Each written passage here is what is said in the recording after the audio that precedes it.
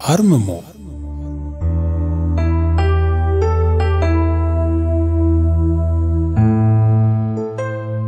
ደራሲ ዶክተር ኤልያስ ገብሩ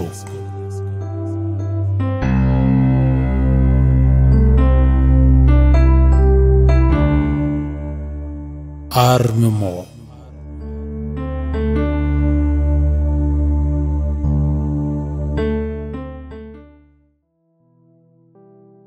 ምዕራፍ 10 አርምሞ ዶክተር ሶፎንያስ ለዝምታ ሲል ተጉዞ በአርምሞ ተሸልሟል። ይሄው አሁንም ሰተት ብሎ አራተኛው ሸለቆ ገብቷል። ውቡ አራተኛው ሸለቆ አረንጓዴ ባረንጓዴ ሆኖ ነበር የጠበቀው። ልምላሜ ዙሪያ ገባውን አጥለቅልቆታል። በፍቅር ተተክለው የጸደቁ ችግኞች አካባቢውን ሞልተውታል። የናሺፍ ቄጤማው ተፈጥሯዊ መዓዛ እስትንፋስ ያለውን ነፍስ ሁሉ ያውዳል። በዚህ ደን ውስጥ ምድረገነት መሳይ ስፍራ ሰማይ ጠቀስ ዛፎች ተሰይመዋል። እጅግ በሚማርክ አስገራሚ ግርማ ሞገስ ወዝ ወዝ ዘንጠፍ ገንደስ ሲሉ ልብን ያሸፍታሉ። ሶፎንያስ ወደ አንዱ ግዙፍ ዋርካ ተጠጋ። በቀረበ ቁጥር አይኖቹ ከዛፉ ስር አንድ ለየት ያለ ቅርጽን መለየት ጀመሩ። ይበልጥ እየተጠጋ ሲመጣ የሰው ቅርጽ እንደሆነ አስተዋለ። ገላቸው ላይ ቅጠሎች የበቀሉባቸው በዛፉ ግንድ ውስጥ የተሰባጠሩ እጆቻቸውና ጣቶቻቸውን እንደ ቅርንጫፎች ያስጨፈረሩ እግሮቻቸው ከዛፎቹ ስራስሮች ጋር ተጋምደው ከመሬቱ የተቀበሩ አረንጓዴ ድልሽ ሽማግሌን በቅጡ አስተዋላቸው። እንደዚህ አይነት አስገራሚ ፍጡር በሕይወት ዘመኑ በፍጹም አይቶ አያውቅም። እየፈራ እየቸረ ወደ ዛፉ ሰው ተጠጋ። ና ቅረብ ወደዚህ፣ አትፍራ አሉት ጎርነን ባለ ድምፅ። እሺ ብሎ ይበልጥ ተጠጋቸው። ቁጭ በል ብለው ከጎናቸው እንዲቀመጥ ጋበዙት። ሲፈራ ሲቸር ከዛፉ አጠገብ ካለ ጉቶ ላይ ተቀመጠ። ፈራህ እንዴ? በመጠኑ።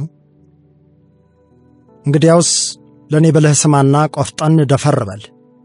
እንደኔ አይነት ከምታውቃቸው ለየት ያሉ ነገሮችን ባየህ ቁጥር የምትፈራ ከሆነ ጥሩ ተጓዥ አትሆንም። የአዲስ ነገር ፍርሃትህን በማንኛውም መንገድ ማሸነፍ መቻል አለብህ። ፍርሃት ማለት በምናብህ ውስጥ የሚሰለጥን ዞሮም የምናብህ ገዳይ ደዌ ነውና እመን እንጂ አትፍራ እንዲል ቃሉ በእምነት እስሮች ለመጥለቅና ለመዝለቅ ሞክር። እርግጥ ነው ብዙሃኑ ሰው እንኳንስ እኔን መሰል ፍጡር አይቶ ጫካ መሄድን ይፈራሉ። ብዙ ጎልማሶች ውስጥ ጫካና ጨለማን የሚፈራ ትንሽዬ ልጅ አለ። ይህም በአስፈሪ ተረቶች፣ ፊልምና ትርክቶች ተቀርጾ ስለሚያድግ ይሆናል። እርግጥ ጫካ ከሌሎች እንደ በረሃ፣ መስክ፣ ተራራና ውቅያኖስ ካሉ የዝምታ ተምሳሌቶች ይለያል። ምክንያቱም ሌሎቹ ላይ ተሰይመህ በዐይንህ እስከ አድማስ ጫፍ ታያለህ። በጫካ ግን ክፉም ደግም ቢመጣ የማየት ዕድልህ ጠባብ ነው። የእኛ ደን በድምፅና በጸጥታ በዛፍ ጥላና በዛፍ ጠል የተደበቁ እልፍ ምስጢራትን አዝሏል። አንተ ግን አርምሞ ከሆነ ግብርህ ፍርሃት ከቶ አያሻህም። ከደኑ ነዋሪዎች ጋር ካለ ቃል ትግባባለህና መጥፎ አያገኝህም። እናም ፈጽሞ አትፍራ። ደግሞም ይህን በቅጡ እወቅ፣ ፍርሃት ትልቁ የፍቅር ጠላት ነው። ውጫቸውንም ውስጣቸውንም መጋፈጥ የሚፈሩ ሰዎች በወከባና በጩኸት ተደብቀው ፍቅርና እውነትን ሲሸሹ ይኖራሉ። እኛ ዛፎች ግን በአርምሞ ጸንተን ዝናብ ቢዘንብብንም ነፋስ ቢነፍስብንም እሳት ቢነድብንም ከመሠረታችን ሳንርቅ በፍቅር እንቀበላለን አሉና ሽማግሌው ዛፍ የቅርፊት ቅንድባቸውን ሽቅብ ሰቅለው ጭራሮ የከበበው ዓይናቸውን በለጠጡት። የሆነ ሆኖ ከዚህ አድካሚ ጉዞ በኋላ አሁን አራተኛው እርከን ላይ ደርሰሃል። ይሄ በእጢዎች አለቃ ፒቱታሪ እጢ። ይህ ስም ፕቲያና ፕትሃ ከተሰኘው የኩሽ ንጉሥ የተገኘ እንደሆነ አንዳንድ የጥቁር ታሪክ ጸሐፍት መላምታቸውን ያስቀምጣሉ። ለዚህም የፒቱታሪን እጢ የሚያሳይ ከ3000 ዓመታት በፊት በፒራሚድ የተቀረጸን የአእምሮ ስዕል ማስረጃ አድርገው ያቀርባሉ። የሚዛንና ቀጥ ብሎ የመቆም ኃላፊው የአንጎል ክፍል ሴሬብለም ይመሰላል። በዚህ ድልድይ ላይ ቆመህ በተመስጦና ማሰላሰል ብዙ ጥያቄዎችን ታስተነትን ዘንድ ይገባሃል። ገና ልጫጭም ልዋጭም የሆኑ ወሳኝ የኑሮ ሐሳቦችን እያነሳህ ትመራመራለህ። ከአንቀጽ እስከ ፊደላት ድረስ ምስጢሩን ትፈታለህ። የቀደምት ጠቢባን መንገድንም ትከተላለህ። ያኔ ከጥላችን ስር ተቀምጠው ይህ ዛፍ እንደኔ ምን ይወዘወዛል፣ አፉ ባይናገር ሆዱ ነገር ይዟል ሲሉ ተቀኝተው ነበር ወድዩ የደርቃ ልጅ አሉና ሽማግሌው ቅርንጫፍ እጆቻቸውን እያላጉ ተንጠራሩ። የተወሰኑ ቅጠሎች ከሰራ አካላታቸው ላይ ረገፉ። ምን መሰለህ፣ እኛ ዛፎች ብዙ እናያለን፣ ብዙ እንታዘባለን። በግንድ ሆዳችን ብዙ ፈውስም ምስጢርም አቁረን እንይዛለን። ነገር ግን የትኛውንም ምስጢር አውጥተን አናባክንም። እንደ ጠንካራ ወንድ የሆዳችንን በሆዳችን ይዘን ሥራና ኑረታችንን እንቀጥላለን። እናም ልጅ ሶፎንያስ እንደኛ ወንድ ሁን ብዬ ልመክርህ እፈልጋለሁ። ወንድ ሁን ስልህ ደግሞ ከሴት ተቃራኒ ስለመሆን አሊያም ጡንቻዎችህን ስለማደለብ እያወራሁ አይደለም። የሥጋህን ነገር በአንደኛው እርከን ላይ ተመርሃልና እሱን አልደግምልህም።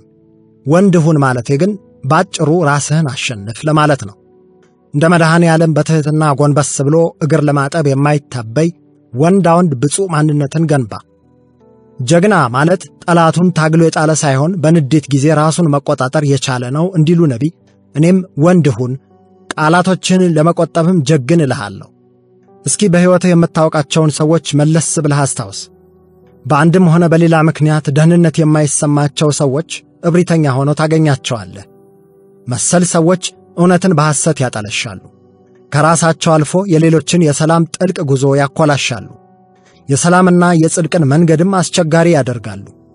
ይህንን አስመልክቶ አንድ ሊቅ በብሂለ አበው ውስጥ እንዲህ ይላሉ። ተናገርኩ ጽድቀ ሰብአ ዛቲ ዓለም ይጸልኡኒ ወከመ ኢንብብ ሐሰተ ኩነኔ ዘኢከ ያፈርሃኒ ኩሉስ አርመሞ ይህይስ ወይሴኒ። ትርጉሙም እውነት የሆነ ቃል መናገር እንዳልችል የዚህ ዓለም ሰዎች ጠላት ያደርጉኛል። ሐሰት ተናግሬ በሰው እንዳልወደድ ያንተ የፈጣሪ የእውነት ፍርድህ ፍጹም ያስፈራኛል። ከዚህ ሁሉ ስጋት፣ ከዚህ ሁሉ ፍርሃት ታላቁ አርምሞ ዝምታ ይሻለኛል እንደማለት ነው። እናም አንዳንዴ ዝም ማለት የተሻለ አማራጭ የሚሆንባቸው ሁኔታዎች ሊኖሩ ይችላሉ። ነገር ግን ፍርሃት ቀጣይነት ያለው ያልሆነና በራስ መተማመን ከማጣት የሚመነጭ መሆን የለበትም። በራስ መተማመን የሌለውማ ሰው እዩኝ እያለ ይውላል። ተፈጥሮ ግን ይህን አታውቅም። ለምሳሌ ብዙ መድኃኒትነት ያላትን ጉዳይ በትንሽ ዛፍነቷ አታፍርም። እንዲሁ ሁሉ ትልቅ መስሎ ለመታየት የሚሞክረውና ፍርሃት የሚወርሰው የሥነ ልቦና ደህንነት ስጋት ያለበት ሰው ነው። ይህንን ፍርሃት ለመደበቅ የሚደረጉ ጥረቶች ደግሞ እብሪት፣ ቁጣ፣ ንቀት፣ ታይታና ማስመሰልን ይወልዳሉ። እናም ወዳጄ መሸነፍን አትፍራው፣ አበክረህ ልብ በል። የማጣት የማነስና የመበለጥ ፍርሃት የአብዛኛው ኃጢአት ሥረ መሠረቶች ናቸው። ከታዘብህ ከምንም ነገር በላይ የሰው ልጅ መቀበል የሚከብደው ሽንፈቱን ነው። ከስንፍናው በላይ ሰነፍ መስሎ መታየቱ ያሳስበዋል። ለሌሎች ደካማ መስሎ መታየትን የማይፈሩ ግን እውነተኛ ጠንካራዎች ብቻ ናቸው። ደካሞች የሌላቸውን ለማሳየትና በጥቂት ባለቻቸው አሊያም በሌላቸው ነገር ራሱ ሲኩራሩ ታያለህ። ሌላው ማወቅ ያለብህ ነገር ልኩራ ብትል እንኳን ኢምንት መጠንህና እዚህ ገባ የማይባለው ኃይልህ ለኩራት እንደማያበቁህ ነው። ያንተ አካል ምድር ላይ ልክ ዳይኖሰር ላይ እንደቆመ ቫይረስ ይመሰላል። እሱንም ሳትረሳ በዚሁ ላይ የህዋ አካላትን ግዝፈት ደግሞ አስብ። ለምድር ቅርቧ ኮከብ ፀሐይ ከመሬት 1.3 ሚሊዮን እጥፍ ትበልጣለች። እናም ከፀሐይ በሚሊዮንና ቢሊዮን እጥፍ የሚበልጡ ከዋክብት እንዳሉ አከለበት። እናም ከዚህ አንጻር ያንተ አካልና ቁሳቁስ ኢምንት ሳይሆን ምንም ነው። ለብዙሃኑ ግን ይሄ እውነት አይገለጥም። ምክንያቱም ለቀማል ከምንዱባን ያንዱ የራስ ቅል ዓለሟ ነው። ቀጫጭን ጸጉሮቹም ዋርካዎች ሊመስሏት ይችላሉ። ማን ያውቃል? አንድ ጢኖ ባክቴሪያ ደግሞ በተራው እዚሁ ቅማል ላይ አህጉሬ ነው ብሎ ከትሞ ይሆናል።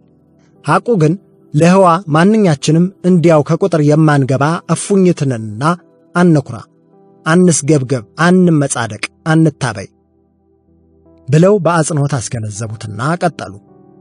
ሌላው ወንድ ሁን የምልህ ልጅ ሶፎንያስ ከውጫዊው ገጽታ የበለጠ ውስጣዊ ማንነት ይኑርህ ለማለት ነው።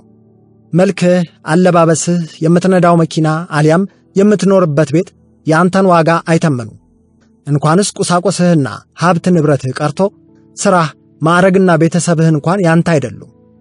ሌላው ይቅርና ጤንነትህ፣ የሰውነት ክፍሎችህ አንተ ራሱ እኮ ያንተ አይደለህም። አለኝ የምትለው ነገር በሙሉ ከጊዜ በኋላ ያገኘሃቸው፣ ከጊዜ በኋላም የምታጣቸው ናቸው። ታሪክን ዞር ብለህ ብታስተውል የሰውን ልጅ አኗኗር በልህቁ የቀየሩ ዲበ ሰዎች ከውጫዊው ይልቅ ውስጣዊ ማንነታቸው ላይ የሰሩት ናቸው። ነቢያት፣ ሳይንቲስቶች፣ ምሁራን፣ ጠበብት፣ ፈላስፎች፣ ጸሐፍት፣ ተመራማሪ፣ ደጎች፣ ፈጣሪዎች፣ መሪ፣ ሊቃውንት፣ ዜመኞች፣ ትጉሃኖች፣ ፈርቀዳጅ ባለጠጋዎች፣ ሕልም ያላቸው ባለ ራእዮች በሙሉ ከውጫቸው ይልቅ ውስጣቸው ላይ የሰሩት ናቸው። ራሳቸውን አውቀው ዓላማቸውን አስምረው የሚጓዙ ሰዎች አሁንም ምድር በብዛት ያስፈልጓታል።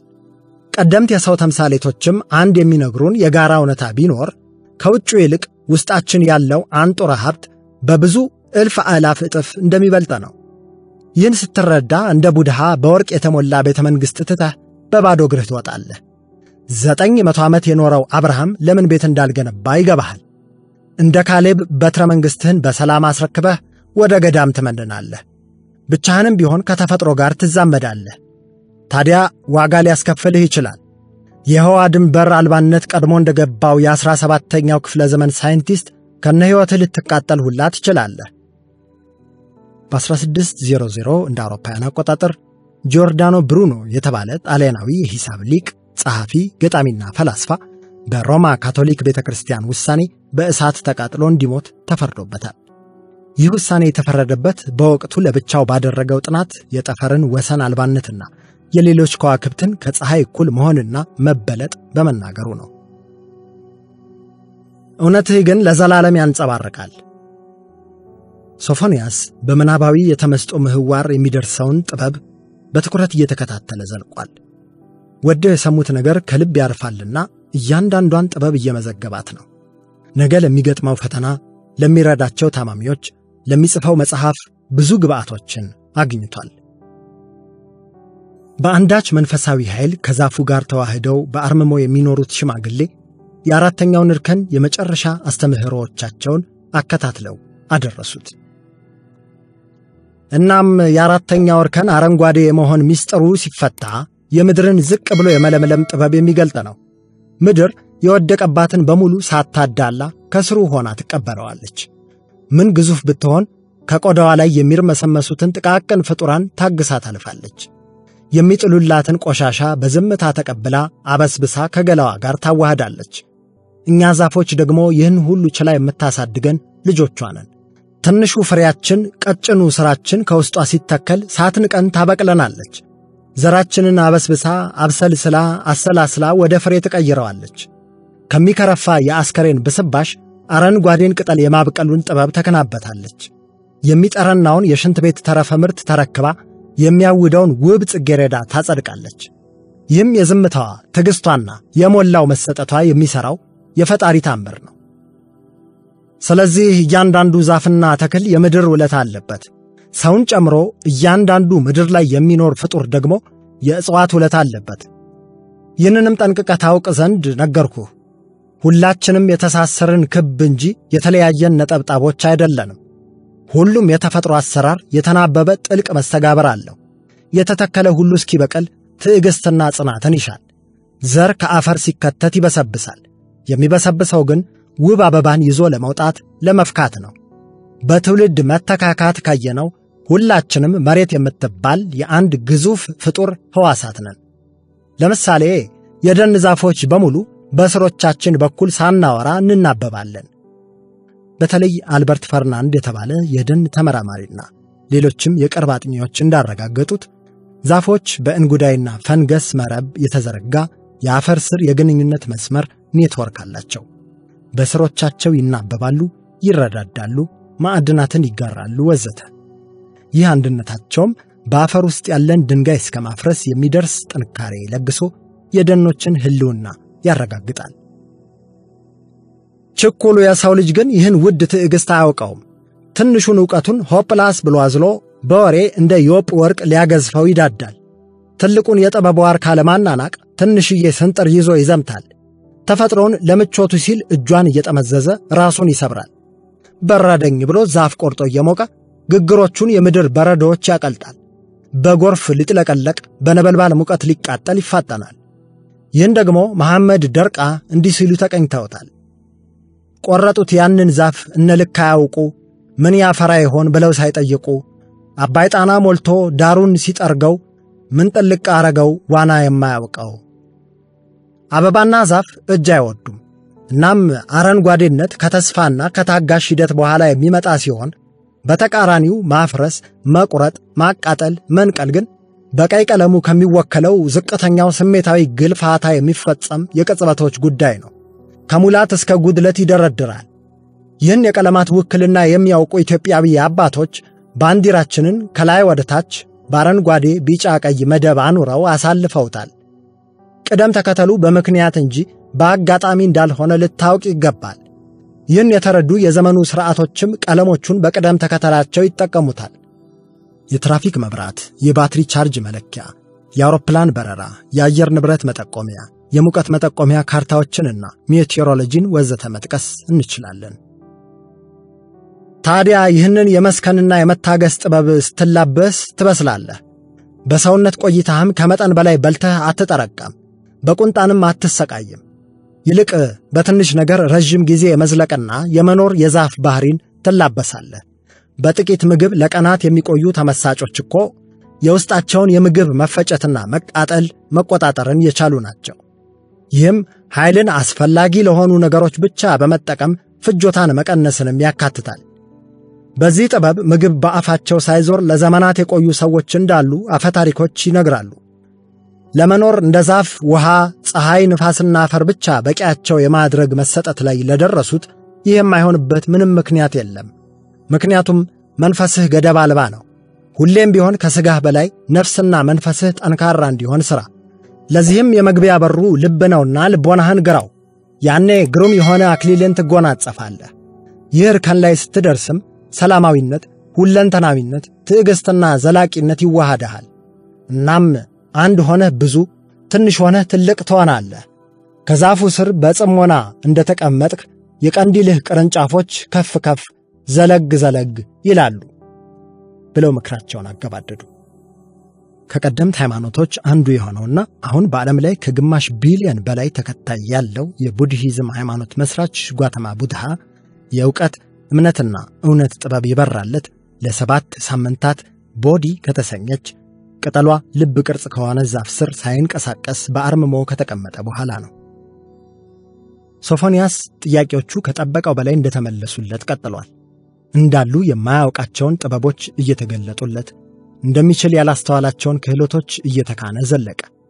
ለሜሮንም ሆነ ለሌሎች ታማሚዎቹ የሚጠቅሙ ዕውቀቶችንም እየቀሰመ ነው።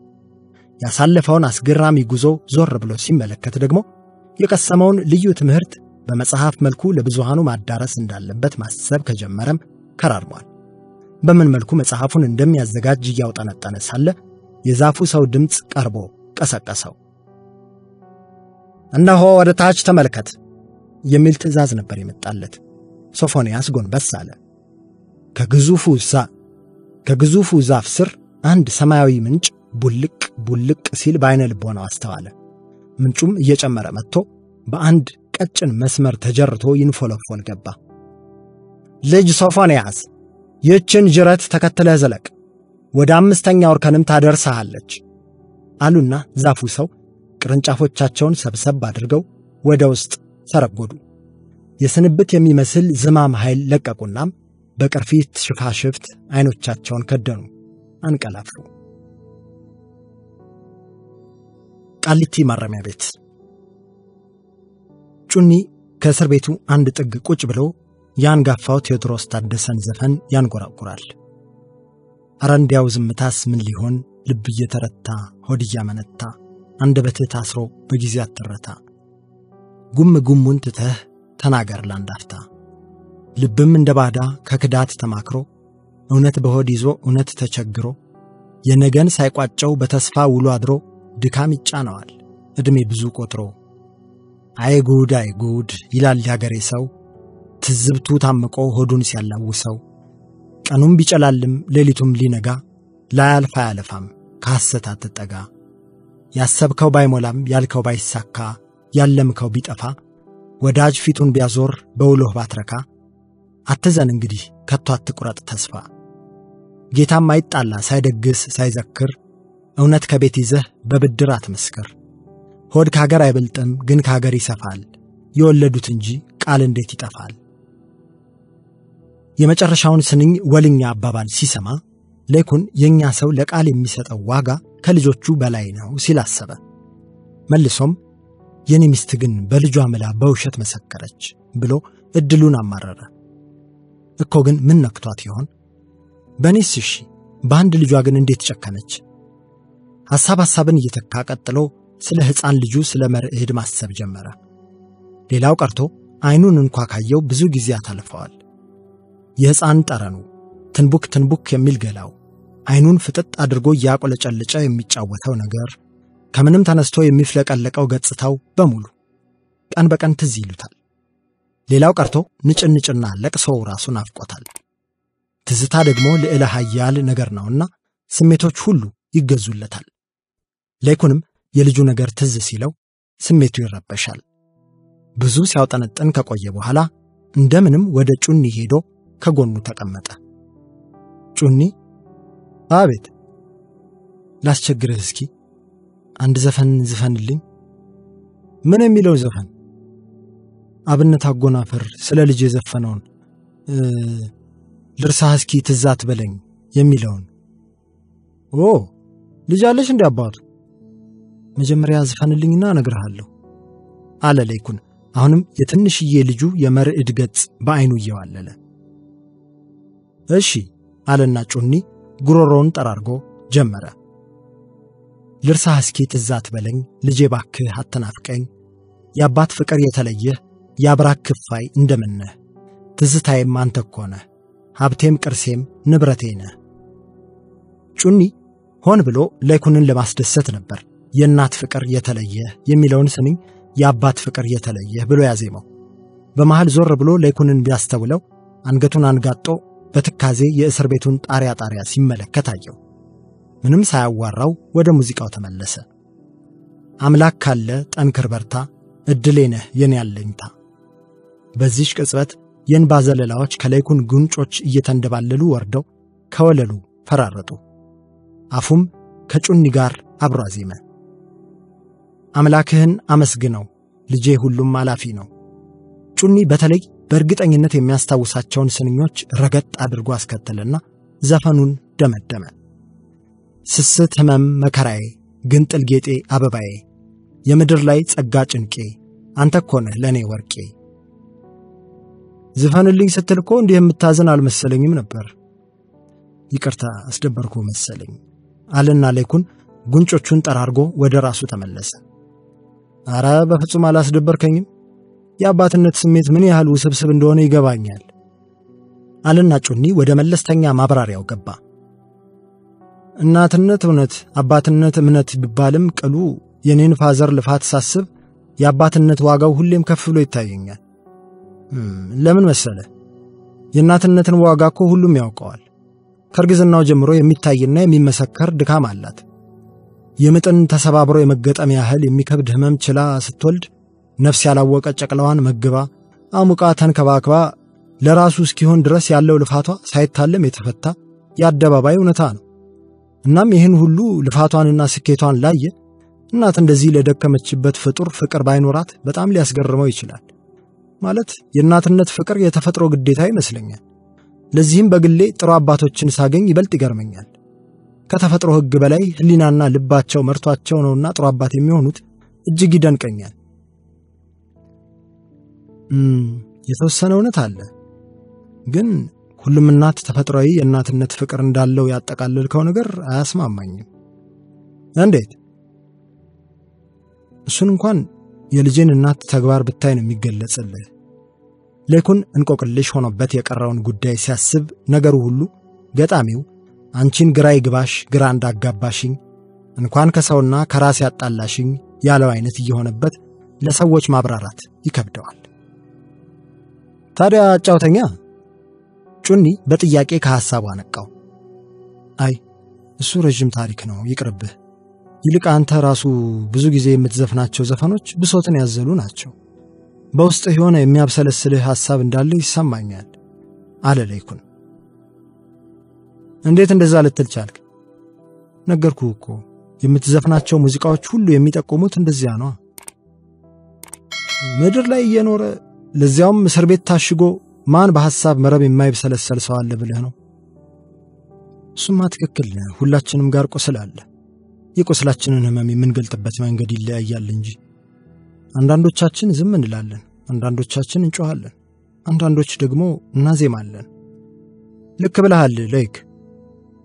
እዚህ ከገባሁ ጀምሮ የብዙ እስረኞችን የተለያዩ ታሪኮች እየሰማሁ ነው አለ ለይኩን። አዎ፣ እዚህ እስር ቤት መልከ ብዙ ታሳሪ አለ። እናቱ ባለማወቅ የሸጠችውን ቫታ አልባቃ እኔ ነኝ የሸጥኩት ብሎ ለእናቱ ዳፋውን ከሚቀበል ልጅ አንስቶ ቤተሰቡ ታክቶት ተመስገን እስር ቤት ገባልን እስከሚባልለት ቦርኮ ድረስ እዚህ ይገባል። ያንተስ የእስር ምክንያት ምን ይሆን? የኔን እንኳን ተው፣ ፍቅር ዕዳ ሆኖ ነው የታሰርኩት። ማለት ንገረኝ ብለህ ከገገምክ ልንገርህ መቼስ። ያኔ ክለቦች እየሰራው ሙዚቃ ምናምን ስሞካክር ተመስጣ ነው መሰል አንዲት የጄኔራል ልጅ ካልጠፋ ሰው እኔን አፈቀረች። እኔ ወንድምሽ ደግሞ የምወዳት የምትወደኝ አንዲት የመዋዕለ ሕፃናት መምህርት ፍቅረኛ ነበረችኝ። እናማ የጄኔራል ልጅት ካላገባኸኝ ሞቼ እገኛለሁ አለች። እኔም ፍቅረኛዬን መተው አልችልም አልኳት። እንደሆነ ነገር አደረጋት። በብስጭት አባቷ ጋር ሄዳ ደፈረኝ ብላ ቀሳሰረችብኝ። እኔም ሰውየው ፈልጎ ሳይገለኝ በፊት ሄጄ እጄን ለፖሊስ ሰጠው። ይሄው ወህኒ ቤቴ ብዬ ተወርውሬ ያለሁት። አይዞን ወንድሜ አለ ለይኩን በጩኒ አሳዛኝ ገጠመኝ እየተገረመ። እኔም ልህ ግን ለይክ አለ ጩኒ ትንሽ ሲያስብ ከቆየ በኋላ። አቤት? አንድ ወንድ አንድ ሴት ብቻ ነው ማግባት ያለበት ብሎ የወሰነው ማን ነው? ምን አይነት ጥያቄ ነው ደግሞ ይሄ? አንድ ለአንድማ ቅዱስ ቃሉ ያዘዘን ጥምረት ነው። ለአንድ አዳም አንድ ሔዋን እንጂ ሁለት ሶስት አልተፈጠሩም እኮ አለና ለይኩን ረገጥ አድርጎ መለሰለት። እሱንማ በሚገባ ቃለው ለይክ፣ ግን ከታሰርኩኝ በኋላ ሁሌም የሚቆጨኝ ነገር ምን እንደሆነ ታውቃለህ? መምህርቷ ፍቅረኛዬ እንዲህ የሚያስጨንቅህ ከሆነ ያሳሰረችኝን ልጅ አግባትና ተገላገል፣ እኔን እንደሆነ አታጣኝም ትለኝ ነበር። እናም አንዳንዴ ሁለቱንም አግብቼ ቢሆን ኖሮ ለዚህ አስከፊ የእስር ሕይወት አልዳረግም ነበር እያልኩኝ ይጸጸታለሁ።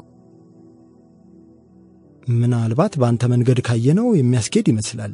ማለቴ እንደዚህ ካቅም በላይ የሆነ ችግር ሲኖር የማይፈጸምበት ምክንያት አይታየኝም አለ ለይኩን ከአፍታ ማሰላሰል በኋላ። እኔም እንደዛ ነው የማስበው።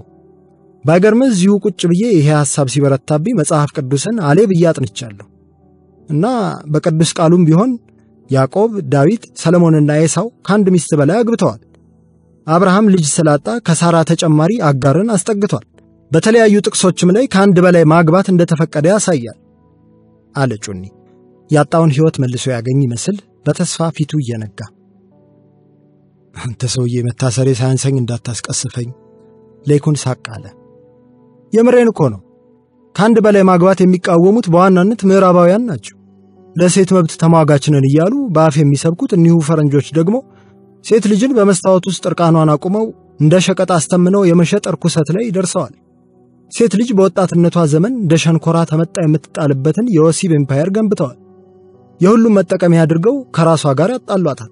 እግር ጥሎህ በመሸታ ቤት ጎራ ብለህ ብታይ ለክብር ሚስትነትና ለልጅ ማዕረግ መብቃት የነበረባቸው ሴቶች በመጠጥና ሲጋራ እየናወዙ ገላቸውን ሲቸበችቡ ታገኛለህ። ሐቁን እንነጋገር ከተባለ በ10 እና 100 ሺህ የሚቆጠሩ ሴቶቻችንም በስደት ከሚንገላቱ የአረብ መጫወቻ ከሚሆኑ አግብቶ የሚያስተዳድር ያስፈልጋቸዋል። ካላባት የሚያድጉ ልጆች ቁጥርም ይቀንሳል። የሚያሳዝነው የእነዚህ ምስኪን ነፍሶች ደንበኛ አብዛኛው ባለ ትዳር ወንድ መሆኑ ነው። ጥናቶች እንደሚጠቁሙት ያገቡ ወንዶች ካላገቡ ወንዶች ባልተናነሰ ደረጃ ለወሲብ ይከፍላሉ። እናም እንደኔ ማስተዳደር አቅም ያላቸው ወንዶች እንደ አያቶቻችን ባህል ከአንድ በላይ እያገቡ ይህንን የተበላሸ ስርዓት ማስተካከል ያለባቸው ይመስለኛል። አንተ ሰውዬ በጣም ትቀልዳለህ። እንዳልከው ይሁን ቢባል እንኳን አንድ ችግር አለ። መጀመሪያ ያገባሃት ሚስትህ ሞታ ካልሆነ በቀር ሁለተኛ ሚስት እንደማትፈቅድልህ ማወቅ አለብህ። አብዛኛው የዘመኑ ሴት ጣውንት ከምታመጣባት ጣዖት ብታመልክ ይቀላታል አለና ለይኩን ጩኒን በፌዝ ተመለከተው። አዎ ያንማ እኔም አውቃለሁ፣ ግን ቢያንስ ሕጉ ሊያግደው አይገባም ባይ ነኝ። እሷ ከፈቀደች አለ ጩኒ በደምሳሳው። እሱን እንግዲህ እግዚአብሔር ብሎ አንተ ከእስር ስትፈታ ሁለቱንም አፍቃሪዎችን አግብተህ ታሳየን ይሆናል። ሁለቱም ሳቁ። ከእስር መፈታቱን እንኳን ተው፣ ባይሆን ወይ ማምለጥ ከቻልን እንጂ። ከምርህ ነው አለ ሌኩን አዲስ መነቃቃት ከፊቱ ላይ እየተነበበ። የእውነት ብችል ጥሩ ነበር፣ ግን አዎ እሱማ ጥሩ ነበር አሉና ታማኙ እስረኛ ጋሽ በቄ ወደ ውይይታቸው ተቀላቀሉ። አዎ ጥሩ ነበር፣ ግን እነዚህ ሹል እሾሆች የተወናገሩባቸው ረዣዥም ግንቦች እንዴት ሊታለፉ ይችላሉ? በማማዎቻቸው ላይ ተሰይመው እንደ ቆቅ ነቅተው የሚጠብቁ አልሞ ተኳሾችንስ እንዴት ማምለጥ ይቻላል? አሉና ሁለቱንም በጥያቄ አይን ተመለከቷቸው። እንኳን ከዚች ከሌላም ከባድ እስር ቤት ማምለጥ ቀላል ነው አለ ዳዋ ከየት መጣ ሳይባል በወሬያቸው መሃል ዘው ብሎ ጣልቃ እየገባ። አይ ልጅ ዳዊት፣ ላንተ ሁሉም ነገር ቀላል መስሎ ነው አይደል የሚታየህ? አሉ ጋሽ በቄ። ላንተ ማለትን ማለት ነው። እንዳንተ ለዘመናት ታስሮ እዚሁ ከመበስበስ ስንት እጁን የኔ አማራጭ አይሻልም? አለና በነገር ሸነቆጣቸው። ነው ብለህ ነው? እንደኔ ግን የሥጋ እስር ምንም አይደለም። የአእምሮ የህሊናና የስሜት እስር ነው ከባዱ አሉና በውስጠ ወይራ አጸፋውን መለሱለት። ዳዊት ከመቅጽበት ሲነቃነቅ ውሎ እንደተከፈተ አምቦሃ ገነፈለ። እንደ ግስላ ተምዘግዝጎ ጋሽ በቄን ገፈተራቸው። ተንገዳግደው ከመሬት ተዘረጉ። ከላያቸው ተፈናጠጠና በቡጢ ሊነርታቸው ሲዘጋጅ ሌኩን እጁን ቀጨም አደረገው።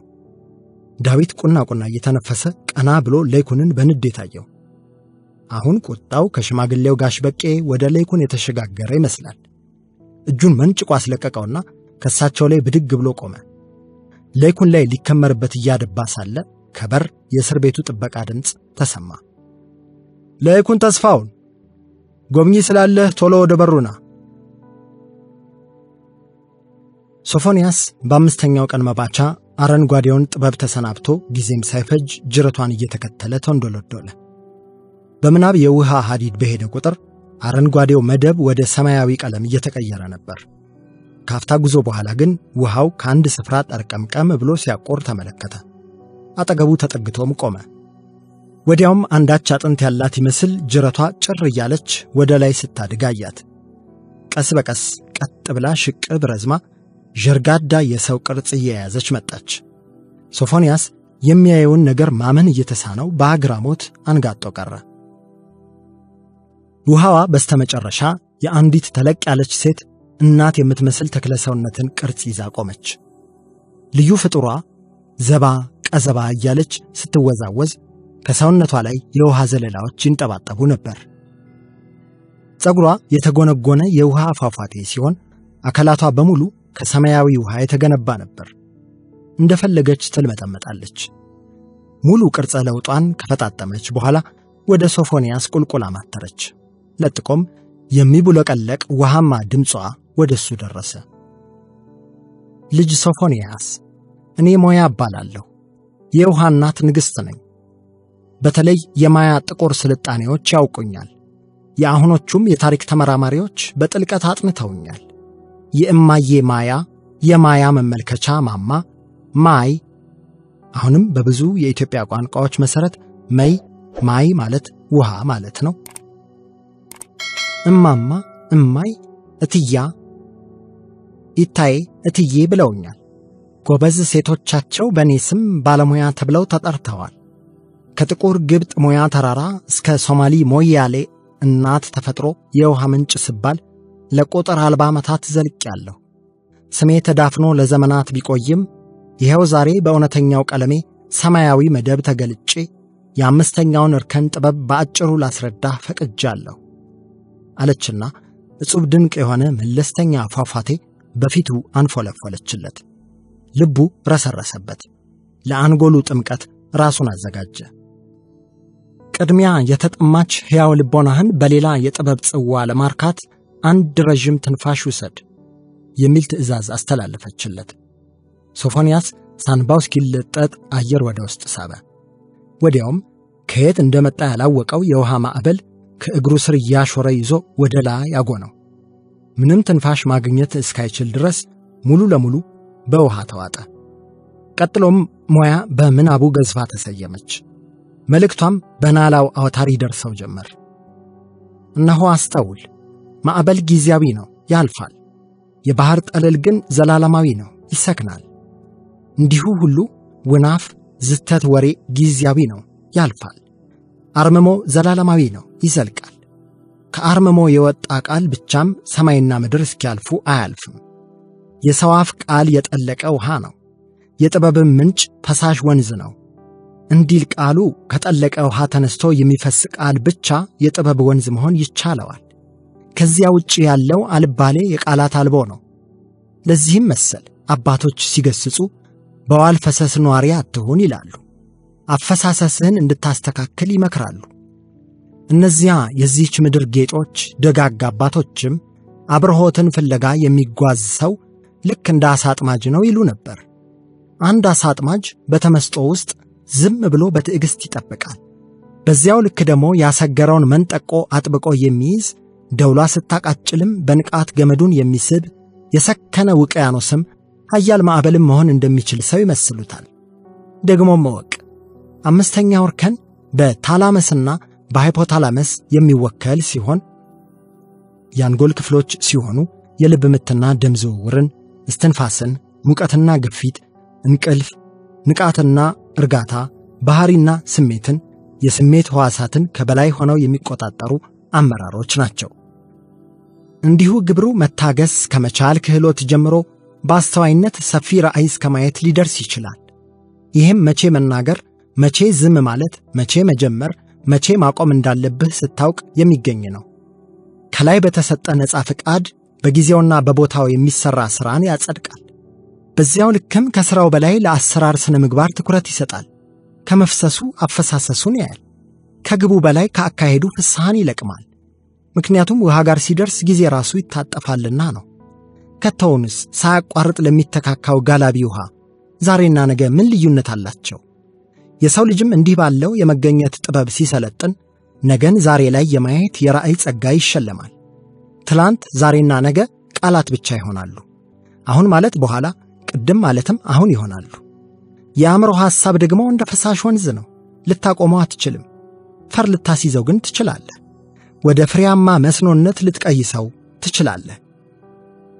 ግዙፍ የዓላማ ወንፊት ታታ መጎንጎን ማስተላለፍ የትኩረት ተርባይና በጅተህ ለዓለም ብርሃን የሚያመነጭ ፋብሪካ ልታደርገው ሁሉ ትችላለህ። ግድብና መስኖ የሀገር ኃይላት ሲሆኑ አመስኳና ጽሞና ደግሞ የሰው ልጅ እሳቤ ኃይላት ናቸው። ስለዚህ የአርምሞ አንዱና ትልቁ ጠቀሜታ የሐሳብ ጅረትህን እንድትሰድር ብሎም አቅጣጫ እንድትቆጣጠር ማስቻሉ ነው። አብዛኛው የሰው ልጅ ግን እንደ ፉዬ ገላ በስሜቱ ግልቢያ ይመራል። ለደመነፍስ የፍላጎት ሀሊዮቶች ይገዛል።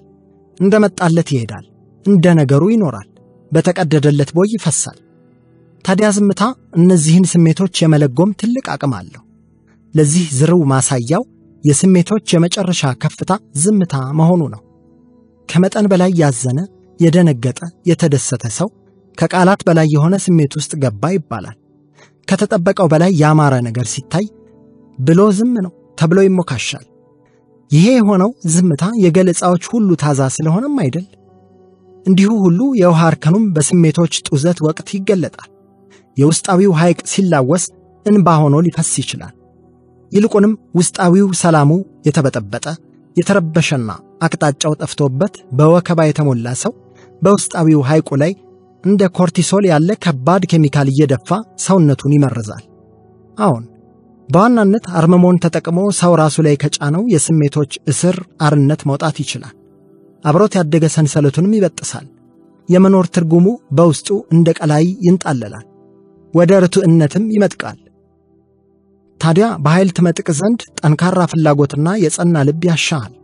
ምክንያቱም ይህንን መሰሉን ጉዞ ስትጀምር ኩሬውን ከበው እንደሚጮሁ እንቁራሪቶች ያሉ ነቃፊዎች ሊገዳደሩ ይችላሉ።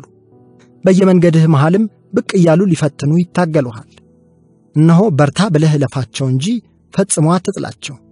በሕይወትህ መምጣታቸው ክፉ ዕጣ ፈንታ ሳይሆን ላንተ እውነተኛ ንቃት አስፈላጊ ተግዳሮት በመሆናቸው ነው። ነገር ግን የማንኛቸውንም አሉታዊነት አትስማ። ዝም ብለህ ጉዞህን ቀጥል። ይህንንም እልሃለሁ፣ ራሳቸውን ያላወቁ ሰዎች ሌሎችን ለማሳወቅና ለመምራት ስለሚሞክሩ በምድር ችግሮች እንዲተንራፍተው ይገኛሉ። አሁንም ቢሆን ለአንዳንዶች ብዙ ሰው ሆይ ሆይ ስላለላቸው ብቻ በፍጹም አትከተላቸው። እነርሱን ለመምሰል አትኳትን። የሰው ልጆች ስልጣኔ ለዘመናት የወደቀው በግለሰብ ደረጃ ስብዕናን ለማበልጸግ ከመስራት ይልቅ በታዋቂዎች ዋዛ ፈዛዛና በቡድኖች ፉክክር ላይ ስላተኮረ ነው። ፉክክር ደግሞ የውስጣዊ ሰላም ዋነኛ ጠላት ነው። ከዚህ ቀደም ሰዎች ራስህን ከሌሎች ጋር አታፎካክር ብለው መክረውህ ያውቁ ይሆናል። እኔ ደግሞ እልሃለሁ፣ ከራስህም ጋር ቢሆን አትፎካከር፣ ከትላንትህም ጋር አትወዳደር። ዛሬህን በንጽጽር አታባክን። እያንዳንዱ ሰው ልዩ ልዩ ሆኖ ተፈጥሯልና አንተም በራስህ መንገድ ራስህን አግኘው። መክሊትህን ክፈተው፣ ዓላማህን ቅረጸው። በእውቀት የተገነባ ራስህን ሁን። ከዳር ቆሞ በምቀኝነት እያየ እንካ ሰላምት ያለሚልህ በሕጸጽ አንጃ ግራንጃ ለሚያጣጥልህ መልስ ሳትሰጥ ዝም ብለህ ተጓዝ። ምክንያቱም ለጥላቻ ቅፍለቶች ጆሮ ከዋስካቸው እንቶ ፈንቶ ነገር እያወሩ ያደናግሩሃል። የድንዛዜ አርቲቡርቲ ያነባብሩልሃል። ስለዚህ ከነሱ አንድ ሁለት ሳትባባል ራስህን ለማግኘት ወደ ውስጥ ተጓዝና ከነፍስያህ ጋር ተዋሃድ። እነሆም ቅዱሱን የሕይወት ስጦታ አስተውለህ በሰላም ውቅያኖሱ ላይ ተንሳፈፍ። በልቦናዊነት ሕያው ሁን፣ በሁለንተናዊነት ሰፊ ሁን፣ በህልውነት አንተን ራስህን ሁን። ሌላው ትርፍ ቀጥሎ የሚመጣ ነገር ነው። ሶፎንያስ የሞያ የውሃ ፈፋ ገላውን ብቻ ሳይሆን ነፍሱንም እያረሰረሰው ነበር። እሷም በጥበብ መዝነቧን ቀጠለች። ይህን ካደረግ ታዲያ አንተ እውነትን ለመሆን ትጣጣራለህ። ግን እውነት ምንድን ነው ብለህ ቀጣይነት ባለው መልኩ ጠይቅ እንጂ ከቶውንም እውነት ይሄ ነው ብለህ እንዳትመልስ። ለዚህ ጥያቄ መልስን አገኘው በቃ ባልክ ቁጥር ከእውነት ትርቃለህ። እነሆ በምድር ትላልቆቹን እልቂቶች የፈጠሙ ሰዎች እውነት እኔ ጋር ብቻ ነው ያለችው ብለው ያመኑት ናቸው። እውነት ግን የማንም አይደለችም። ለመሆኑ እውነት በቃል ይወሰናል ወይ? ፈጣሪን ሙሉ በሙሉ አውቀዋለሁ እንደሚሉ ሰዎችስ ሞገደኛ አለ ወይ? እውነትስ እንዲሁ ብፁዕ ነች፣ በውስን ቃላትም አትገለጽም። ጲላጦስም እውነት ምንድን ነው ብሎ ኢየሱስ ክርስቶስን በጠየቀ ጊዜ አንድስ እንኳ አልመለሰለትም። በሚያስደምም ዝምታም ገረመመው። እውነትም እውነትን የያዙ እኮ በቃላት አይንዘባዘቡም፣ ለማንም ራሳቸውን ለማስረዳት አይለፉም። ነባሪ ናቸው። የጊዜ ጉዳይ እንጂ እውነት አርነት እንደሚያወጣ ጠንቅቀው ያውቁታል። እናም ምክሬን ሰምተህ ከልብህ አሳድር አለች ሞያ ከሰውነቷ የሚንጠባጠበውን ዘለላ ውሃ እያርገፈገፈች። ይህን የጠቢብን ቃል የሰማ ቤቱን በአለት ላይ ይሰራል። ዳሩ ዝም ያላለ ሰው ግን ቃልን አይሰማም። እውነት ከመስማት ነው፣ መስማትም ከቃሉ እንዲል ቅዱስ ቃሉ። ከልብህ አድማጭ ከነፍስህ አንባቢ ሁን። ዕውቀት ከእምነት እምነትም ከእውነት ይቀድማሉና አበጥረህ ያላወቅኸውን አትመን። ከልብህ ያላመንከውንም እውነት የሚል ማዕረግ አትስጠው። ትኩረት ሳይኖረው ራሱን አሳልፎ ሳይሰጥ የሰማና ያነበበ ሰው አምኛለሁ ብሎ ቢለፍፍም አላመነም። ነገ ለሰው የሚያወራውን እያሰበ ዕውቀትን ፍለጋ የዳከረም ዛሬም ሆነ ነገ ጥበብን አያውቃትም። በውስጥ ጸጥታ ውስጥ ያልዘወተረ ሰው አንብቦም ምንም አይፈይድም። አብዛኛው የሰው ልጅም እንዲሁ በመግባትና መውጣት ውስጥ ሲመላለስ ስለ ራሱ ትቶ ስለ ሰው እያወራ በመንፈስ እንጂ በሥጋ ላይ ጸና ሲውተረተር በመገኘት ብቻ ከርሞ ሳይኖር የሚያሸልብ ብኩን ነው። አዎ ቃሉ እምነት ከመስማት ነው እንዳለን ሁሉ እኔ ደግሞ እምነት ከማንበብም ጭምር ነው እልሃለሁ። ለመሆኑ በሙሉ ትኩረት መጽሐፍን የሚያነቡ ሰዎች ደራሲውን ከልባቸው እያዳመጡት አይደለም ወይ? በቅዱስ መጽሐፍት ውስጥ የተጻፉ ቡራኬዎች የእምነት ጎዳናዎች አይደሉም ወይ? እናም በመጽሐፍ ንባብ ውስጥም አርምሞ ይገለጣል። በስነ ጽሑፍ ጥበብ በኩል ዝምታ በእልፍ እርከን ተጠርቆ ይገኛል። ከአራተኛው ክፍለ ዘመን በፊት ድምፅ ሳያወጡ ማንበብ በአውሮፓውያን ዘንድ አይታወቅም ነበር። ኢትዮጵያውያን ግን ከአንደኛው ክፍለ ዘመን በፊት መዝሙረ ዳዊትን በዝምታ ይደግሙት፣ ያመሰኩት፣ ይመሰጡበት ነበር። በጽሑፎች መሃል ባዶ ቦታዎችና ሥርዓተ ነጥቦች ያስፈለጉት ሰዎች እያንዳንዱን ቃላት በቀቢጸ ጽሞና ያገናዝቡ ዘንድ ነው። በፊደላት፣ በቃላት፣ በሐረጎች፣ በአረፍተ ነገሮች፣ በአንቀጽና በምህራፎች መካከል ክፍት ቦታ አለ፣ ዝምታ አለ። በሁሉ አስተዋላቸው ከቃላቶቹ በላይ ዝምታዎች ይበልጣሉ። እነሆ ከመናገር መስማት፣ ከመጽሐፍ ማንበብ ሳይሻል አይቀርም። ከልባቸው የሚያነቡ ከጸሐፍቱ እኩል ክብር ይገባቸዋል። ከልባቸው የሚታደሙ ከአቅራቢ ከያኒው እኩል ክብር ይገባቸዋል። ከልባቸው የሚያዳምጡም ከተናጋሪ አዝያሚው እኩል ክብር ይገባቸዋል። እነዚህኞቹ እርግጥም ያነፈነፉትን ዕውቀት ቀስመዋልና ክብረት ይስጣቸው። ዕውቀትን በማጣታቸው ምክንያት ጠፍተዋል ከሚባሉት አሕዛቦች ጎራም አይመደቡም። አሕዛብነትም ዕውቀት አልባነት እንጂ ከዘርና ነገድ አይመዘዝም። ምዕመናን ነፍሳቸውን ከፍተው ያስተዋሉት ዕውቀት ሌሎችን ለማየት ለመፈረጅና ለመፍረድ ሳይሆን ራሳቸውን ለመገምገም ይረዳቸዋል። ቃሉም ሲነግርህ የወንድምህን ጉድፍ ከመለየትህ በፊት በራስህ ዓይን ውስጥ ያለውን ምሰሶ አውጣ ብሎ ነው። ያኔም አጥርተህ ማየት ትችላለህ። አጥርተህ ስታይም እንከኑ የበዛ ፍጡርነትህን ታውቃለህ። አንድ ደካማ የሰው ልጅ ብቻ መሆንህንም ትረዳለህ። ለመፍረድ አቅም እንደሌለህ ስታውቅ ለዳኝነት አትቸኩልም። ኃጢአተኛ ያልከው ላይ ድንጋይ ለመወርወር ፍጹም ቅዱስ እጆችም የሉህምና ፍርዱን በሰማይ ላለው ዳኛ ትተዋለህ። ይህን ካወክ ዘንዳ ሌላውን ተዋውና የአምስተኛው እርከን መቅደስ ወደ ሆነችው ልብህ አተኩር። አምስተኛው ጉዞ ከአንጎል ወደ ልብ የሚደረግ ነው። ብርቱዋ ልብ የሰውነት የውሃ አስተዳዳሪ ነች። ከተወለድክ ጀምሮ እስክትሞት ድረስ አታርፍም። ሥራዋን አክብራ የማያቋርጡ የአንጎል ትእዛዞችን በትሕትና ተቀብላ በጽናት ትታትራለች። የሰውነታችን 1/3 መጠን የሚይዘውን ደም ታስተናበራለች። እነሆ የውሃ ቅኔና ጥበብ በዚህ አለ። ሰው ልብ ግዛ፣ ልብ በል፣ ልብ አድርግ፣ ቀልብህን ሰብስብ ሲባል ሐረጉ ከጀርባው ሰፊ ትርጓሜን አዝሎ እናገኘዋለን። ከሕይወት ጅረቶች የሚንፏለሉት ደሞች የመኖራችን ዋልታዎች ናቸው። የዝውውር ሥርዓታቸው ከተዛባም ጤንነታችን ይጓደላል። ደም ማነስ፣ ደም ብዛት፣ ደም ግፊት፣ ደም መርጋት፣ ደም አለመርጋት፣ ደም ብክለት፣ ደም ካንሰር ወዘተ እያልን ደዌ እንቆጥራለን። ልብ መምታት ሲያቆምም ሐኪሞች ታማሚን ሞተዋል ትላላችሁ። እንዲሁ ሁሉ ለመሬት ውሃ አካላት ጠንቅ የሆነው ደዌ የሰው ልጅ ነው። ምድርንም አሳመሟታል። የሰው ልጅ ምድር ላይ ሲኖር ስነ ምግባር ከጎደለው በዓለም ጎርፍና ከፍተኛ ሙቀት አደጋና ቸነፈር ይበዛል። ውሃ አየርና አፈሩን በማን አለብኝነት ከበዘበዘ የራሱን ፍጻሜ ያፋጥናል። እስኪ ለተምሳሌት አንድ የውቅያኖስ ግፍ ላሳየህ አለችና ሞያ ሶፎንያስን ከማዕበል ግልቢያ በፈጠነ ሽምጠጣ ከቀድሞ የኢትዮጵስ ከአሁኑ የአትላንቲክ ውቅያኖስ ጠረፍ ወሰደችው። እጅግ ግዙፍ የሆኑ መርከቦች አንድ የኳስ ሜዳ የሚያህል መረብ ጥለው አሳ ሲያጠምዱ ተመለከተ። ይልቁንም ሞያ በሐዘን ሰውነቷን ሲንዘፈዘፍ አስተዋለ። በቁጭት ተሞልታ እያየችው መናገር ጀመረች። ያኔ አባበላይ እንዳጫወቱህ የዓለምን 90% ኦክሲጂን የሚያመርቱት በትላልቅ ውሃ አካላት ውስጥ የሚገኙ ውሃ አቅላሚ አልጌዎች ናቸው።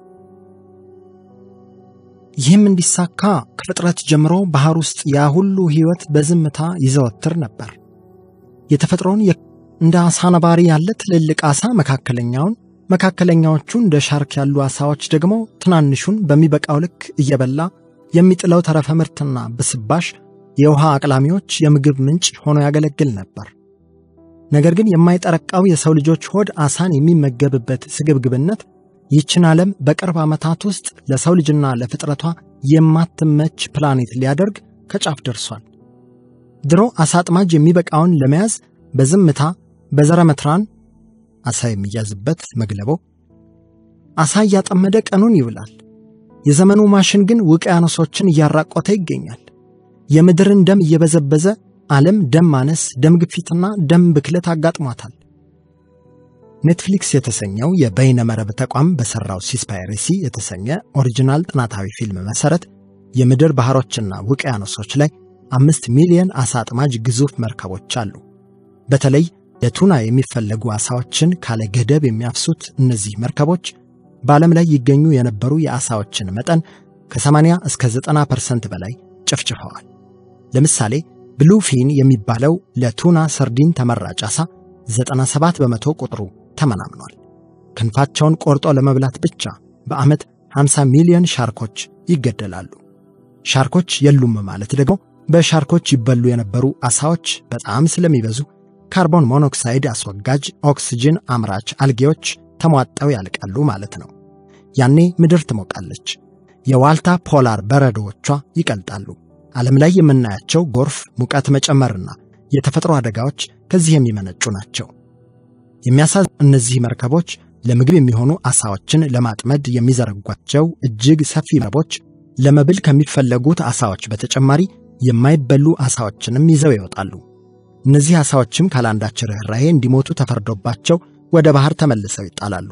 በአንድ ሰዓት ከሚጠመዱ 30,000 አሳዎች 15,000 እንደ ተረፈ ምርት አብረው የሚያዙና አስከሬናቸው ተመልሶ ወደ ውሃው የሚጣሉ ናቸው።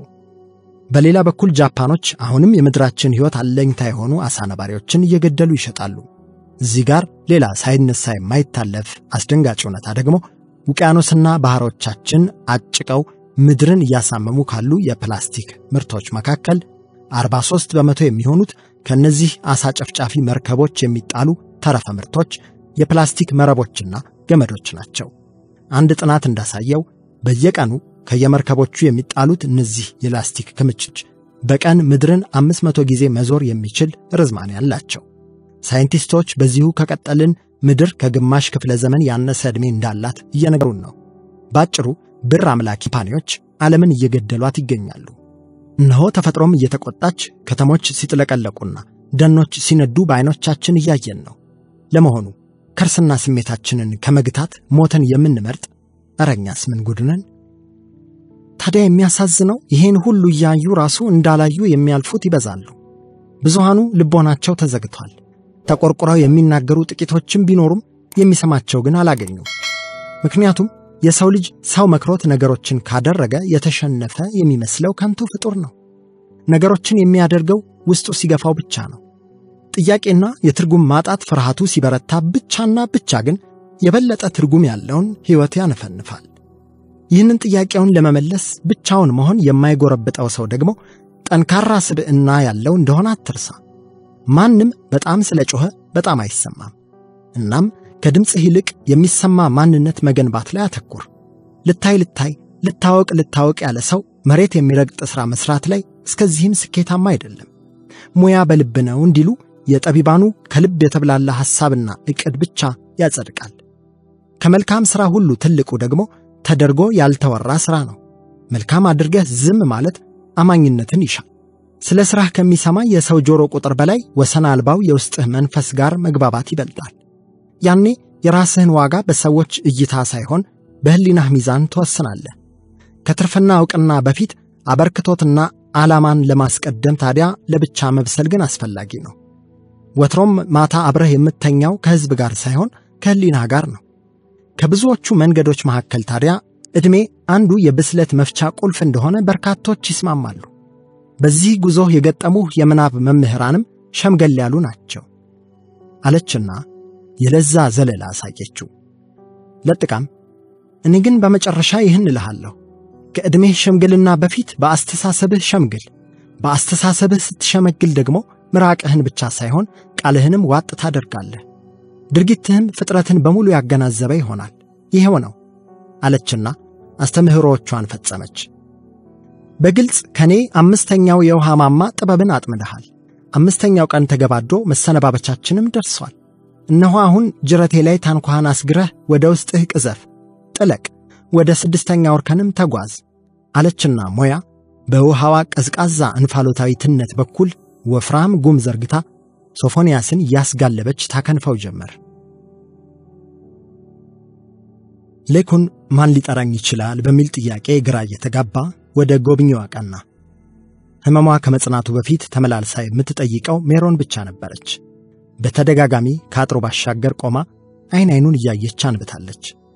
የአእምሮ ጭንቀት ድባቴዋ እየናረ የመውለጃ ጊዜዋም ሲቃረብ ግን እስር ቤት እየመጡ እሱን ማየት የህመሟ ማባባሻ ስለሆነባት ቀረች።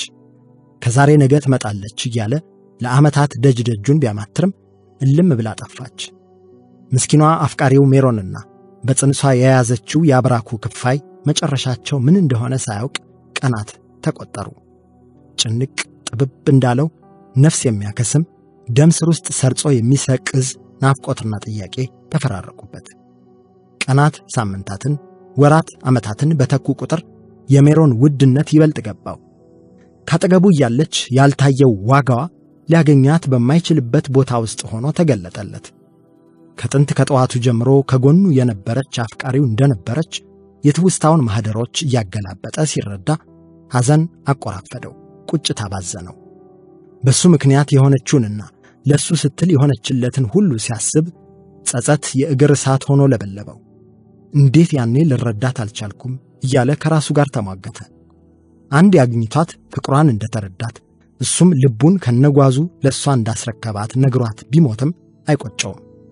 አዎ አንዴ ብቻ አግኝቷት አቅፏት ስሟት እንደሚወዳት ነግሯት ከወጣለት ለመኖር እንብዛም አይጓጓም። ስለሷ እያሰበ ወደ ጎብኚው ክፍል ሲገባ አንድ ሽማግሌ ሰው ነበር ቆመው የጠበቁት። ጠያቂው እሷ ባለመሆኗ እያዘነ ወደ አስጠሩት ጎብኚው ተጠጋ። ክፍሉ ጨለምለም ያለ ስለነበር መልካቸውንም በቅጡ ማየት አልቻለም ነበር። ሰላም ልጅ ለይኩን ብለው በፈገግታ ተቀበሉት። ሰላም ጤና ይስጥልኝ አለ ለይኩን እንዳላወቃቸው በሚያሳብቅ ማመንታት። እኔ አባ በላይ ይባላለሁ። በምን መልኩ እንደማውቀህና ምን እንዳገናኘን ሌላ ጊዜ አወጋሃለሁ። ለዛሬ ግን አንድ አስቸኳይ መልእክትን ላደርስህ ነው አመጣጤ አሉና በጥሞና አስተዋሉት። ለይኩን ምኑም ሳይገለጥለት በአጸፋው ተገትሮ ሲያያቸው ቀጠሉ። ከ3 ቀን በኋላ ልክ በዚህ ሰዓት አንድ የፍንዳታ ድምፅ ትሰማለህ። ያኔ ካለምንም ማመንታት ከክፍልህ ውጣና በግራ በኩል በምዕራብ ወዳለው የኤሌክትሪክ አጥር አቅጣጫ ሩጥ። ከዚህ ስፍራ መውጫህ በዚያ ነው አሉና መልሱን ሳይጠብቁ ጀርባቸውን ሰጥተውት ሊሄዱ ሲሉ ቆይ እንጂ እንዴት ነው ነገሩ አለ ለይኩን። ዞር ብለው ተመለከቱት። ማንነትዎን ምን እንደሚፈልጉ ሳላውቅ ምን አይነት ድፍን ያለ ትዕዛዝ ነው የሚነግሩኝ? ለምን ብዬ ስላምነው ትችላለሁ ብሎ አስረግጦ ጠየቃቸው። እሳቸውም ትንሽ ሐሳብ ባደረጉና ጥያቄውን ባጭር ጥያቄ መለሱለት። ሜሮንን ታውቃታለህ? ለይኩን ይህንን ስም ሲሰማ የሆነ ነገር ውርር አደረገው። ሰውነቱ በሙሉ በአዲስ ሞቃት ኃይል ተሞላ። ካፍታ ቆይታ በኋላ እሺ ዘጋጃለሁ አለ በንቁ ስሜት። ጎብኚው ሽማግሌ ፈገግ ብለው አስተውለውት ወደ መውጫው በር አመሩ። ይህ በሆነ በ3ኛው ቀን ልክ ለይኩን በአንድ ሽማግሌ በተጎበኘበት ሰዓትና ደቂቃ በቃሊቲ እስር ቤት የምስራቅ አጥር ስር ከባድ ፍንዳታ ተሰማ። የጥበቃ ሰራተኞቹ ፍንዳታው ወደ ተከሰተበት ቦታ ተንጋግተው ሄዱ። ዳጎስ ካሉ ዓመታት በፊት ምሽት 2 ሰዓት ጨው በረንዳ ክረምት ጸደይን ነግቢ እያለች የምታሽኮረምምበት የቡሄ ወቅት ነው። በጨው በረንዳ መንደር ሕይወት እንደወትሮ ቀጥሏል። ፀሐይ ማንንም ሳይጠልዛት እንደ ኳስ እየተንከባለለች በየቀኑ መውጣት መግባቱ አልታከታትም። ኤልሳ ከማህበረሰቡ እንደተቋረፈች ዓመታት ነጎዱ። አብዛኛው የመንደሩ ኗሪ እውነት ብሎ የያዘውን የሕይወት መንገድ እያጠጋገነ ነበር አልሰለቸው። ለሷ ግን ይህ ሁሉ ሂደት ዛሬም አይዋጥላትም። አንዳንዴ እዚህ ሰፈር ባልተወለድኩ ኖሮ ብዬ አስባለሁ አለችው አበጋዝን አንድ ምሽት ውስኪያቸውን እየተጎነጩ ከሰገነት ላይ ተቀምጠው ሳለ። ጨው በረንዳ ሰፈር ከፊታቸው ወለል ብሎ ተዘርግቷል። ለምን እንደዛ አልሽ? አለ አበጋዝ አንገቱን ልጥጥ አድርጎ በከፊል ኤልሳን በከፊል ሰፈሩን እያየ። በቃ ኗሪውን ሳየው ምንም አይጥመኝም። ለነገ የተሻለ ስኬትና ሀብትን ማየት የማይችል ድኩማን ሕዝብ ይመስለኛል አለችና በብርጭቆ ያለውን ውስኪ እያሽሞነሞነች ጸጥ አለች። ከቅርብ ጊዜ ወዲህ የመጠጥ ፍጆታዋ ጨምሯል። እኔም በሐሳብሽ እስማማለሁ። ይህን ቤት ሽጬ ሰፈር ለመቀየርም እያሰብኩኝ ነው። ግን ለምን ይመስልሻል የሰዎች አኗኗር እንዲህ የሆነው? እኔ ምኑን አውቄው አቤ ሳቃለች። አበጋዝ ካነበባቸው ጥቂት የስነ ልቦና መጽሐፍት የቃረመውን ዕውቀት አዋቅሮ ሊያስረዳት መሞከር ጀመረ። የሚመስለኝን ልንገርሽ። ማንኛውም ማህበረሰብ የግለሰቦች ጥርቅም ነው። ግለሰብ ደግሞ ያዘለው አስተሳሰብ ካስተዳደጉ ይመዘዛል።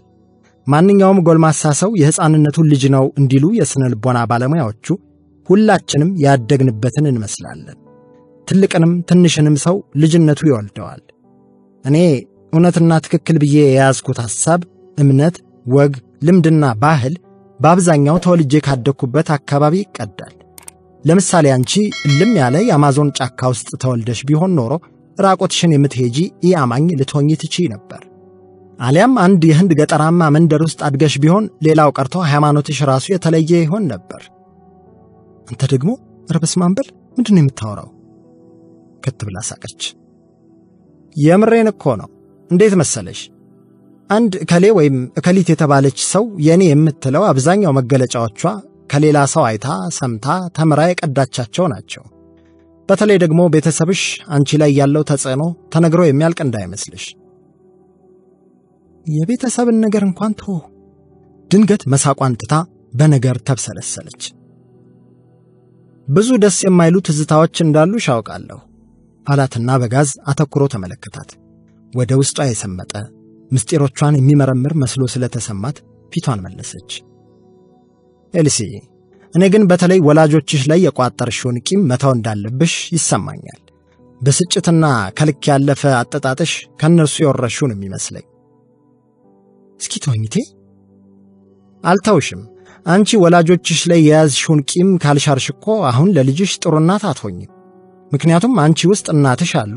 አንዳንዴማ ስለሳቸው የምትነግርኝን ሰምቼ አንቺን ሳይሽ ቁርጥ እሳቸውን ነው የምትመስየው። እናም ይህንን የውስጥሽን ፍጭት ካልፈታሽ ምንም ሰላም አታገኝም። ለልጅሽ የምትችይውን ያህል ምርጥ እናት መሆንም አትችይም ብሎ አስረግጦ ነገራት። ያለው ሐቅ ነበርና አንዳችም አልመለሰችለትም። እሱ ግን በሞቅታውም ታግዞ መወትወቱን አላቆመም። ኤልሲሻ፣ እናትሽ እኮ ብዙ ስህተት ሰርተው ሊሆን እንደሚችል ይገባኛል። ግን አንዲት ድሃ ኢትዮጵያዊ መሆናቸውን አትርሺ። እኔ በግሌ ከዚህ ጦሰኛ ሀገር ብላቀቅ ደስታዬ ነው። የኛ ማህበረሰብ እኮ እንደ ሌሎቹ ማህበረሰቦች ሁሉ ብዙ ጎጂ ልምዶች አሉት። የራሱ በረከትና እርግማኖች አሉት። አንዳንዴ ልክ አይደሉም ያልሻቸው ነገሮች ግን በጊዜ ሂደት ትክክል ሆነው ልታገኛቸው ትችይ ይሆናል። ያ ነው የኔ ነጥብ። አቤ፣ ዛሬ ምን አድርጊ ነው የምትለው? አንተ ቆይ፣ የኔ ችግር መቼ ነው የሚገባ? ተነፋረቀች። እሺ በቃ አትቆጪ፣ ትቼዋለሁ። ግን አንድ ብሎ ንግግሩን ሳይጨርስ መርዕድ አይኖቹን እያሻሸ ከመኝታ ቤቱ ወጣ። ኤልሳ ከወንበሯ እንደተሰየመች አንድዬ ልጇን እንደነገሩ አየችው። አሁን አንድ ሐሳብ ኤልሳን እያስጨነቃት መጥቷል። በቅርቡ ልጇ 5 ዓመት አልፎታል። ማ እና ባ ከሚሉ ቃላት ሐጢሽ ከሚለው ማስነጠስና እኛ ከሚል ለቅሶ በቀር እስከዚህ ዕድሜው ድረስ ቃላትን መናገር አልቻለም። ኤልሳና በጋዝ ከዛሬ ነገ መናገር ይለምዳል ብለው ቢጠብቁም ምንም የሚለወጥ ነገር ጠፋ። መርዕድ መናገር ተስኖት ቀረ።